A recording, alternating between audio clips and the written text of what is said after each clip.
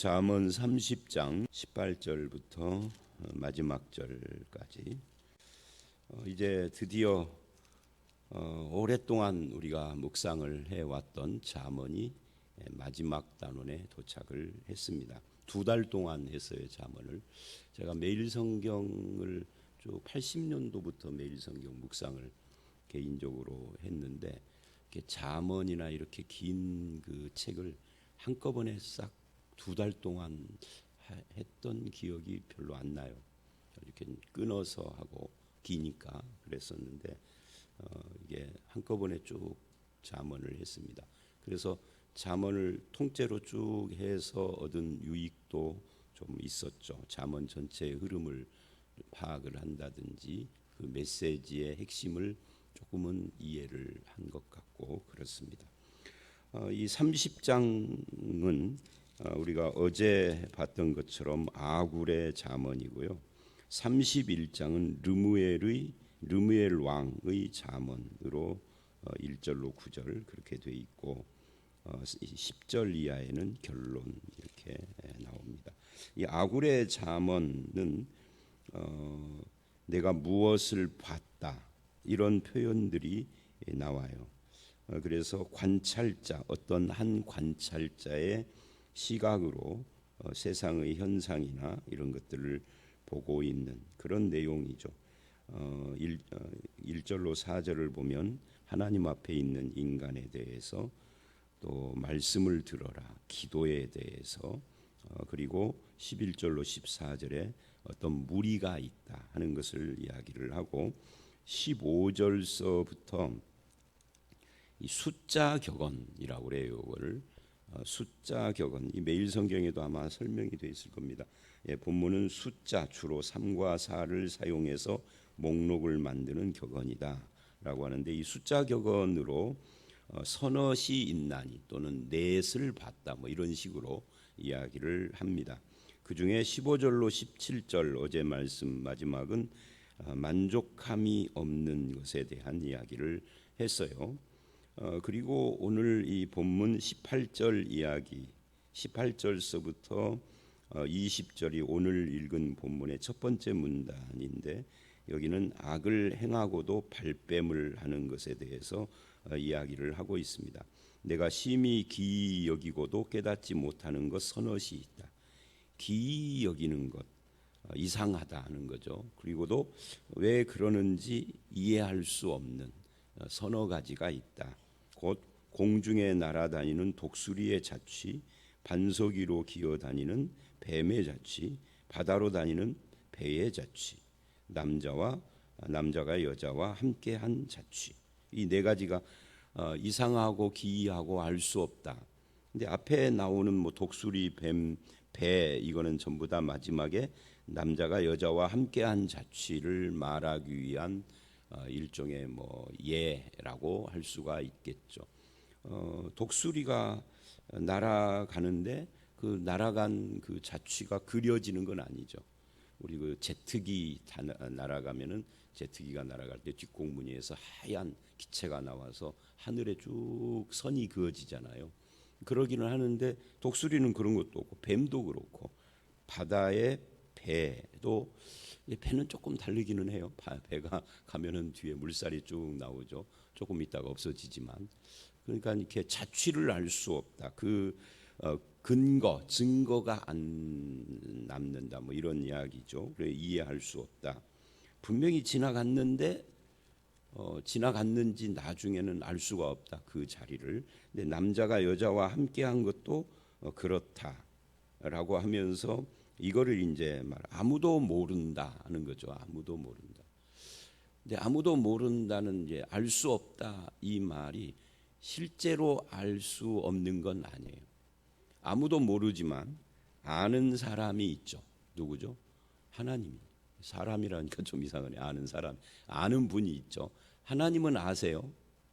그러니까 이 남자가 여자와 함께한 자취를 알 수 없다. 이 표현에는 생략된 부분이 있어요. 사람인 나는 모르지만 하나님은 아신다라고 하는 것이 생략돼 있다라고 할 수가 있습니다. 음녀의 자취도 그러하다. 음녀의 자취도 알 수 없지만 하나님은 아십니다. 그러니까 이런 이야기가 나올 때마다 항상 제 마음속에 떠오르는 첫 번째 사건이 요셉 사건이에요. 하도 많이 말을 해서 이제 좀 말하기가 좀 그런데 저는 많이 말을 했지만 여러분은 안 하셨으니까 요셉을 유혹할 때 보디발의 아내가 아무도 없다 그래요. 근데 요셉은 하나님 앞에서 이렇게 대답을 합니다.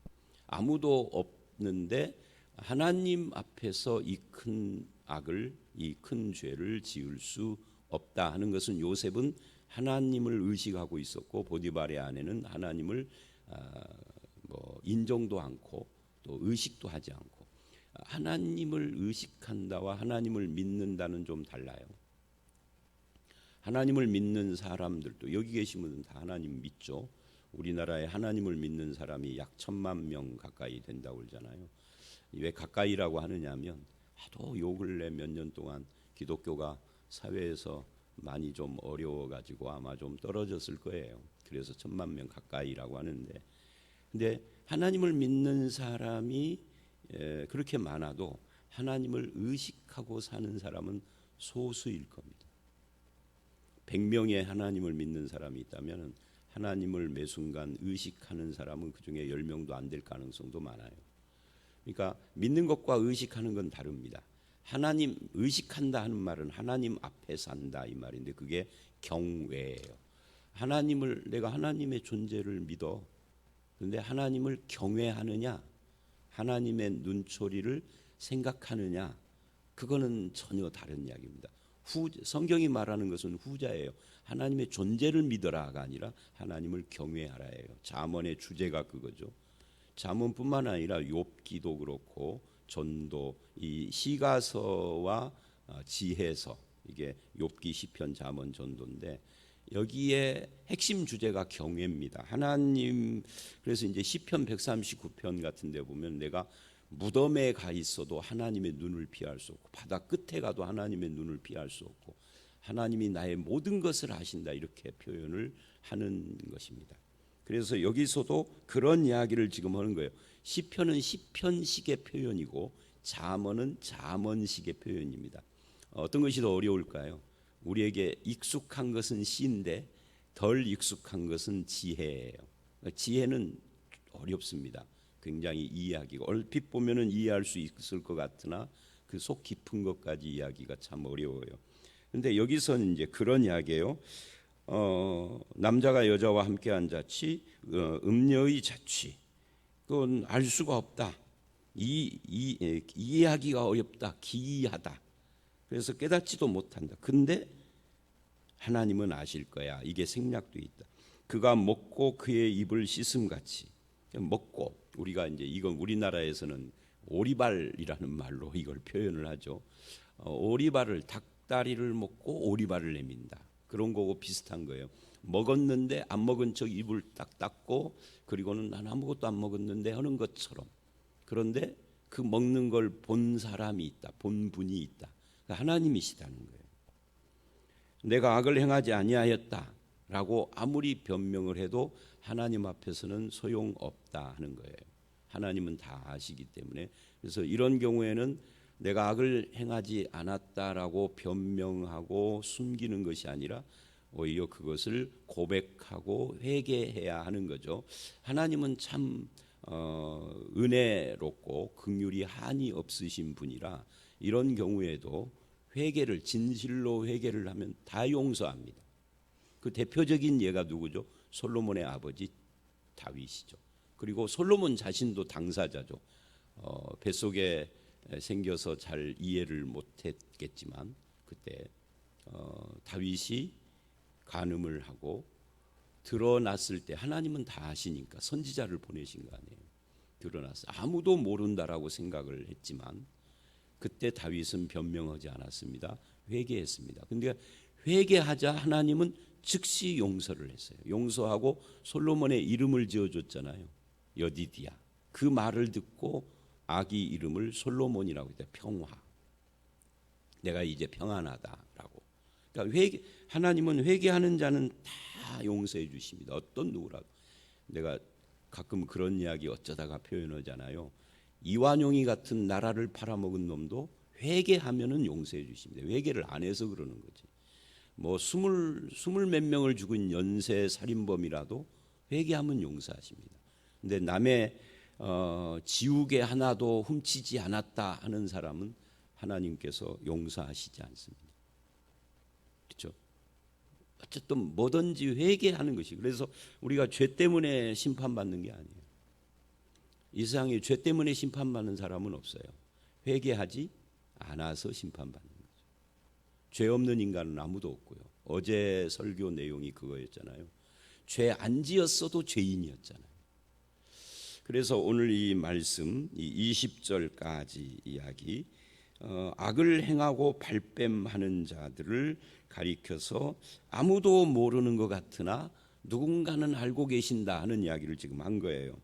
그러니까 악행 안 했다라고 변명하고 핑계대지 말아라 하는 거죠. 그 다음에 21절로 23절, 여기는 이제 꺼림칙한 것들에 대한 이야기입니다. 21절, 세상을 진동시키며 세상이 견딜 수 없게 하는 것 선엇. 세상을 진동시킨다, 이 말은 뭐 이 지구가 진동하겠습니까? 그럴 수는 없죠. 말은 세상을 소란스럽게 한다, 떠들썩하게 한다. 소문이 쫙 펴져서 여기저기서 수군거리고, 그리고 어떤 현상에 대해서 견딜 수 없게 만드는 사람들을, 그게 뭐냐라고 할 때 여기 보니까 종이 임금된 것과, 사실은 이 종이 임금되면 뭐 큰일 날 일은 없죠. 근데 종이 임금이 된 것을 여기서 왜 이야기를 하느냐면 무자격자 이야기를 하는 겁니다. 무자격자가 힘을 얻고 높은 자리에 오르면 세상이 견딜 수가 없어요. 힘들고 이렇게 됩니다. 우리나라 역사도 종은 아니지만 강화도에서 나무꾼 생활을 하던 사람이 갑자기 왕 된 적이 있어요. 그게 철종이죠. 고종, 철종 뭐 이렇게 라인이 우리나라 거의 조선 멸망 직전에 왕이 된 사람인데, 철종이 왕이 되고 뭐 철종, 고종, 순종 뭐 이런 사람들이 왕을 하면서 우리나라의 국력이 급격히 쇠락을 했어요. 견딜 수가 없고, 그리고 일제 패망을 한 거나 마찬가지. 물론 철종 한 사람의 탓은 아니지만, 철종이 임금이 강화도 나무꾼 머슴 같은 사람이 왕이 된 것은, 임금이 된 것은 그 개인의 스토리를 영화화할 때는 굉장히 아름다운 스토리일 수 있죠. 그런데 그것이 그 한 민족에 미치는 영향은 결코 아름다운 것은 아니었어요. 그러니까 혈통 중심으로 왕위를 계승하다 보니까, 민주사회가 아니니까 자격 없는 사람도 왕이 되고, 이런 일들이 뭐 우리나라만 그런 건 아니에요. 서양이나 중국이나 역사를 보면 그런 일들이 뭐 많지는 않아도 있었어요. 근데 그럴 때마다 시대가 편안한 건 아니었어요. 그 결과가 이제 이런 이야기를 지금 하는 겁니다. 세상이 견딜 수 없고 소란하고 진동을 한다. 무자격자, 미련한 자가 음식으로 배부른 것과, 미움받는 여자가 시집간 것과, 여종이 주모를 이은 것, 이게 이제 전부 다 비정상적인 자격 없는 이런 것들에 대한 이야기를 하고 있는 겁니다. 여종이 주모를 이었다, 이런 것도 주모, 주인의 아내를 주모라고 하잖아요. 그러니까 여종이었는데 어느 날, 그러니까 앞에 종이 임금된 거고 비슷한 이야기입니다. 그러니까 전부 다 무자격을 말하는 거예요. 악행하는 자들이 세상에서 행세하고 다니는 모습을 이렇게 무자격자가 힘을 얻는 걸로 빗댄 거예요. 실제로 종이 임금되고, 뭐 미련한 자가 음식, 뭐 미련한 사람은 음식 배부르게 먹으면 안 되나요? 그런 건 아니죠. 미움받는 여자가 시집갔다. 남들이 별로 이쁘다고 생각도 않고 손가락질을 하거나, 아니면은 이제 미움받는다는 건 여러 가지가 있겠죠. 얼굴이 안 이쁜 것만이 아니라, 얼굴은 이뻐도 뭐 행실이 그렇다든지, 말을 좀 싸가지 없이 한다든지, 뭐 그런 사람은 시집가면 안 되나요? 그런 건 아니에요. 근데 이런 이야기를 하는, 여종이 뭐 주인의 부인이 돼서 주모가 되면은 안 된다라는 법칙은 없습니다. 법을 어긴 건 아니에요. 근데 이런 이야기를 왜 하느냐 하면은, 악을 행하며 힘 있는 자들이 세상에서 행세하고 다니는 그런 모습들을 빗댄 거예요. 그들 때문에 세상이 요란해지고 흔들리며 사람들의 삶이 어려워지는 이런 것들에 대해서, 그러니까 힘 있는 자리에 있는 사람이 어떤 사람이냐에 따라서 세상에 미치는 영향이 크다 하는 것을 보여주고 있는 겁니다. 우리는 이것은 이제 우리가 사는 인생 속에서 많이 경험을 했어요. 그래서 한때는 어떤 직업군에 있는 사람이 어떤 위치에 있는 건 적당하지 않다, 이런 표현을 많이 했죠. 근데 그것이 사실이기도 했어요. 그렇게 해서 잘하는 사람도 있겠지만은 실제로는 굉장히 사람들이 힘들고 어렵고 그것 때문에 피해를 보기도 하고 그런 경우가 많이 있었죠. 그러니까 무자격자들을 말하는 겁니다. 꺼림칙한 현상들이다 하는 거죠. 24절로 28절 세 번째 문단인데, 이 세상으로부터도 배운다 하는 것을 보여주는 말씀입니다. 땅에 작고도 가장 지혜로운 것 넷이 있나니, 이 땅에라고 하는 말이 세상이라는 말과 비슷한 이야기입니다. 세상에 보면은 작지만 지혜로운 것들이 있다. 그 첫 번째 예가 개미예요. 힘없는 종류인데 먹을 것을 여름에 준비한다. 아주 힘이 없지만 미리미리 생존을 위하여서 준비하고 있는 그런 모습을 말하는 거고요. 약한 종류로 돼 집을 바위 사이에 짓는 사반, 임금이 없지만 떼를 지어 다니는 메뚜기, 손에 잡힐만 하여도 왕궁에 있는 도마뱀. 그러니까 그 개미, 사반, 메뚜기, 도마뱀, 이런 것들은 다 약하고 힘이 없고 별것 없는 그런 보잘것없는 것이지만 다 자기 나름대로 생존을 위한 전략을 가지고 있단 말이죠. 그래서 미리미리 준비한다든지 바위 사이에 집을 짓는다든지 아니면 떼를 지어 다닌다든지 손에 잡힐만 하지만 왕궁에 있는 이 도마뱀. 그래서 이런 것들을 갑자기 여기서 말하는 이유가 뭐냐 하면은, 우리가 진리를 성경에서만 배우는 것은 아니다. 세상에서도 배운다. 그래서 우리가 그 로마서 1장에 하나님을 알 만한 것이 우리 마음 속에, 사람 속에도 있지만 만물 속에도 깃들어 있다라는 말씀을 하시잖아요. 그러니까 세상, 우리가 하나님께 기도함으로써 하나님과 소통을 하고 하나님께 배우고 하는 건 당연한데 그것만이 전부가 아니죠. 세상에도 우리가 눈을 열고 귀를 열고 우리가 세상의 자연 현상도 얼마든지 거기서도 교훈을 받고 그럴 수가 있습니다. 그런 의미에서 예수 믿는 사람, 하나님을 믿는 사람들은 항상 관찰자가 돼야 돼요. 세상을 관찰하는, 거기서 인생을 배우기도 하고, 왜? 세상을 창조하신 분이 하나님이니까 이걸 다른 말로 하면 관찰해야 된다 또는 배워야 된다라는 것으로 표현도 하지만, 세상과의 소통, 그 예수를 잘 믿는다라고 소위 신앙이 좋다라는 사람들 중에 맹점이 세상과 소통을 닫아버리는 거예요. 그래서 그냥 자기 세계에 고립되어 있는 이런 기독교인들이 굉장히 많습니다. 나는 하나님만 믿으면 돼, 이런 식의 말을 합니다. 그거 굉장히 위험한 말이에요. 하나님만 믿으면 돼가 아니에요. 하나님은 믿는데 하나님이 창조한 세상은 모른 채 하나요? 신앙이 굉장히 좋아 보이죠. 그건 좋은 게 아닙니다. 위험한 신앙입니다. 세상을 배워야 하고 세상과 소통해야 되고 세상을 이해해야 하고 세상을 따라가라, 그런 이야기가 아닙니다. 세상에 물들어라, 이런 거고 다른 겁니다. 여기서 우리가 이거를 이해를 해야 되죠. 성경 공부 때 하는 이야기입니다만은, 성경이 말하는 세상은 두 종류지 한 종류가 아닙니다. 하나님이 창조한 세상과 세상 정신으로 찌들어 있는 세상, 이건 다릅니다. 세상 정신, 이거를 멀리하라, 세상과 벗되면 하나님과 원수다라고 할 때 그것은 창조한 세상을 말하는 게 아니에요. 하나님이 창조한 세상을 지배하는 세상 정신을 말하는 겁니다. 그건 멀리해야 합니다.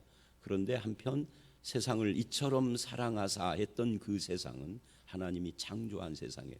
이 하나님이 창조한 세상에는 하나님의 지혜, 하나님의 마음, 하나님의 솜씨가 담겨져 있어서 자연에도 뭐 자연만이 아닙니다. 세상의 구성 요소는 자연만 있는 것이 아니라 인간도 있잖아요. 인간이 만들어 온 문화도 있잖아요. 그런 것들과도 소통도 하고 때로는 분별도 해야 하고 걸을 걸 거르기도 하지만 거기서 배우기도 해야 하고 그러는 겁니다.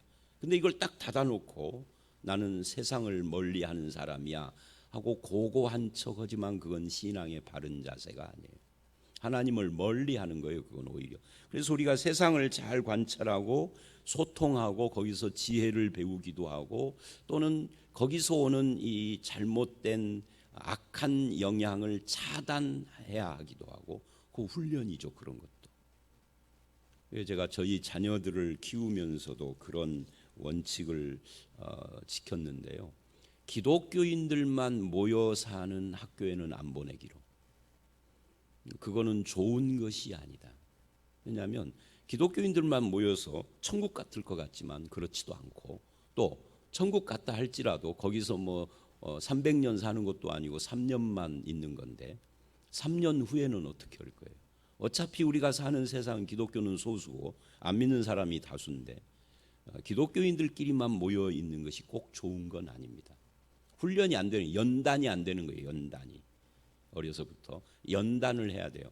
그 안 믿는 사람들의 악한 문화와 영향이 있는 곳에서 어떻게 신자로 살아남아야 되는가 이걸 깨우쳐야 되고 훈련해야 되고 그런 지혜를 터득해 가야 하는 겁니다. 어려서부터.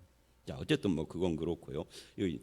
세상과의 소통, 거기서 배움, 거기서 오는 악한 영향을 차단하기 이런 것들이 필요하다. 이런 이야기입니다. 29절로 31절. 여기 이제 지도자의 자질 이야기죠. 잘 걸으며 위풍 있게 다니는 것 선엇이 있나니 곧 짐승 중에 가장 강하여 아무 짐승 앞에서도 물러가지 않는 사자 사냥개와 순염소 및 당할 수 없는 왕이니라. 그러니까 사자와 사냥개와 순염소는 전부 다 당할 수 없는 왕 이야기를 하기 위한 예에 불과한 거예요. 그러니까 위풍당당한 사자, 사냥개. 이 사냥개는 그냥 똥개가 아닙니다. 집 지키는 똥개가 아니고 이거는 사자나 호랑이 앞에서도 절대 위축되지 않고 지저대는 그런 사냥개를 말하는 겁니다. 그리고 숫염소. 이 성경의 숫염소는요. 우리가 생각하는 그런 염소, 잡아먹는 염소 그런 것이 아닙니다. 이 염소는 굉장히 양하고는 달라요. 양은 기질이 좀 온순해 보이지만 양도 고집스럽죠. 근데 숫염소는 상당히 그 기질이 강해요. 그래서 이게 이제 전부 다 왕을 말하려고 지도자의 모습, 당할 수 없는 왕이라는 표현을 합니다. 지도자는 어떤 면에서 강건해야 한다. 위풍도 있어야 되고 어떤 용감하기도 해야 하고 이런 것들을 지도자의 리더십에 대한 이야기를 하고 있는 겁니다. 지도자가 자기 분야에서 당당하고 위풍도 있고 분별력도 있고 뭔가 자기가 나가야 될 분명하고 확실한 어떤 기준을 가지고 앞을 바라보며 걸어가지 않으면 그 뒤에 따라오는 무리들이 전부 다 흔들리는 거죠. 이거는 가정도 마찬가지예요. 가정의 가장 중요한 것이 뭐예요? 돈은 아내가 벌더라도 가장이죠. 남편이 버는 돈보다 아내가 버는 돈이 배는 많다 치십시다. 연봉이 남편은 예를 들면은 4천 그러는데 아내는 연봉이 1억이야. 그렇다고 해서 가장이 위축돼 가지고서 빌빌거리면 그 가정은 바르게 갈 수 없습니다. 가장이라고 하는 위치를 확실하게 해야 돼요. 교회도 마찬가지예요. 교회에 세운 목사가 비실비실 이래도 흥 저래도 흥 줏대도 없고 방향도 없고 어디로 가야 할지 모른다면 그 교회 완전히 잘못된 거예요. 집단 지도 체제 같은 것이 좋을 것 같지만 그렇지 않아요. 확실히 국가도 마찬가지고요. 국가의 총리든 대통령이든 어느 단체나 마찬가지입니다. 사회단체도 마찬가지예요. 회장을 잘못 세워놓으면 그 단체는 곧 있다가 소멸될 수도 있는 거죠. 그래서 이 지도자의 자질, 이것이 얼마나 중요하냐, 이걸 지금 말하고 있는 겁니다. 32, 33절은 결론이에요. 2절로 4절과 비교를 해볼 필요가 있죠. 2절로 4절, 나는 다른 사람에 비하면 짐승이라 내게는 사람의 총명이 있지 아니하니라. 나는 지혜를 배우지 못하였고 또 거룩하신 자를 아는 지식이 없거니와 하늘에 올라갔다가 내려온 자가 누군지, 바람을 그 장중에 모은 자가 누군지, 물을 옷에 싼 자가 누군지, 땅의 모든 끝을 정한 자가 누군지, 그 이름이 무엇인지, 그 아들의 이름이 무엇인지 너는 아느냐. 그러니까요, 여기 2절로 4절에서 나는 뭐 짐승이다, 총명이 없다, 지혜가 없다, 지식이 없다, 나는 4절에 이런 모든 것들을 모르는데 너는 아느냐 하고 약간 좀 부정적인 이야기를 하고 있어요. 하나님 앞에 있는 인간의 어떤 연약한 모습을 이야기를 한 것이나 마찬가지입니다. 근데 32절 33절은 이렇게 이야기를 해요. 네가 만일 미련하여 스스로 높은 채 하였거니와, 이건 2절로 4절하고 완전히 다른 쪽 이야기입니다. 스스로, 거기서 나는 모른다 그랬는데 여기서는 이제 그거를 다른 쪽에서 설명을 하는 거예요. 미련해서 스스로 다 아는 것처럼 생각하고 높은 채 하고, 혹은 악한 일을 도모하였거든 내 손으로 입을 막으라. 그러니까 교만한 자도 입을 막고 악을 도모하고 그걸 떠들어대는 입도 막아라 라고 말을 하고 있는 겁니다. 함부로 자랑하지 말아라 하는 거죠. 엉긴 젖처럼, 여기 젖을 저으면 엉긴 젖이 되고 코를 비틀면 피가 나는 것 같이, 그러니까 엉긴 젖처럼 노를 격동하면, 그러니까 무엇을 하면 무엇이 된다, 이런 어떤 그 표현을 하고 있는 겁니다. 다툼이 일어나. 그러니까 스스로 높은 채 하고 악한 일을 도모한 걸 떠들고 다니는 것은 노를 격동하여 다툼이 일어나는 것과 비슷한 것이다. 잘못된 태도를 빨리 고쳐야 된다 하는 거예요. 그러니까 여기서 이 아굴의 잠언의 결론은, 이 기독교라고 하는 것이, 하나님을 믿는다라는 것이 자기를 주장하는 것이 아니라 범사에 겸손하고 신중하고 지혜로워야 한다 하는 것을 말하고 있는 겁니다. 어차피 우리는 다 아는 자가 아니니까, 그래서 겸손해야 하는 거죠. 모든 것을 이해하는 자가 아니니까 신중해야 하는 거죠.